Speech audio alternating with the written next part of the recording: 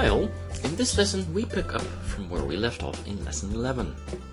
Now in lesson 11 you practiced your tactical breakdown skills. Now you are going to look for candidates that are in correspondence with that tactical breakdown. You're going to see the same 20 positions as in lesson 11. This time I'm going to tell you whose turn it is and also revisit the most relevant tactical motif. Then I want you to answer the next questions. What kind of weapon or technique does meet the tactical requirements of the position, and how would you call that technique? And B, what move comes to mind or moves? In this lesson we will then quickly go through the subsequent calculation, evaluation and choice steps of the analytical approach, since most positions are quite simple really.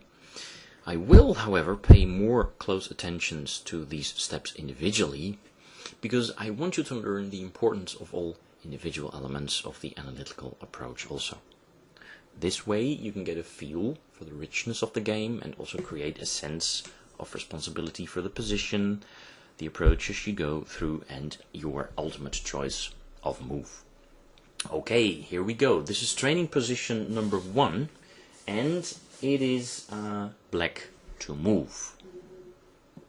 Now, what technique would you use for the relevant tactical motif, namely that white's king is boxed in? So just find a term, a general term, that you would normally use if a king is boxed in, has no escape squares, and what move comes to mind. Please pause the video. Okay, well, the relevant term here is of course check or checkmate. And the relevant move, you've probably spotted it, is queen h6, leading to an immediate checkmate.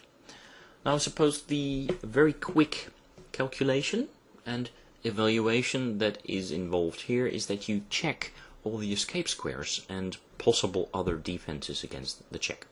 Well, we've already seen that white's king has no escape squares, so in this case the defense should come from taking the checking piece.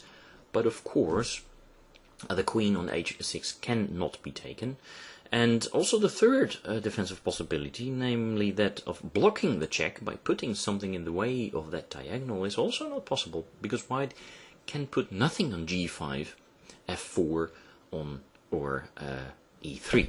So I suppose that's training position number 1, and we go on to number 2. Whoop. Here it is white to move. Question 1, what relevant technique would you use for the fact that we have 3 unprotected black pieces in the position? Well, the technique you use is that of the double attack, and the move that comes to mind is of course bishop d5, after which there is really no defense. I'm attacking the knight on c6, I'm attacking the knight on e4, and well, if either knight moves, you take or the rook on a8 or the other knight, right?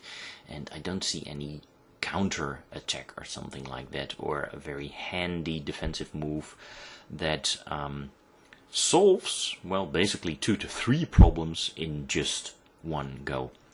And that, of course, is the strength of chess tactics, that you settle up your opponent not with one attack or one problem, because he may just very well be able to defend that one problem, but that you settle him up with more than one problem. And of course it becomes all the more difficult than just to to get your pieces, or to hold your pieces together. Okay, training position number 3, here we go. It is white to move, and the relevant tactical motif is that of the attack of the knight on the c7 checking square, where the knight would deliver a fork against the black king and the black rook in the corner there. But for the moment, black's queen on c5 is protecting that square. And if that's not enough, white should also try to make use of the fact that this black queen and knight on e5 also are both unprotected. Okay, so just come up with a relevant technique or techniques and move or moves that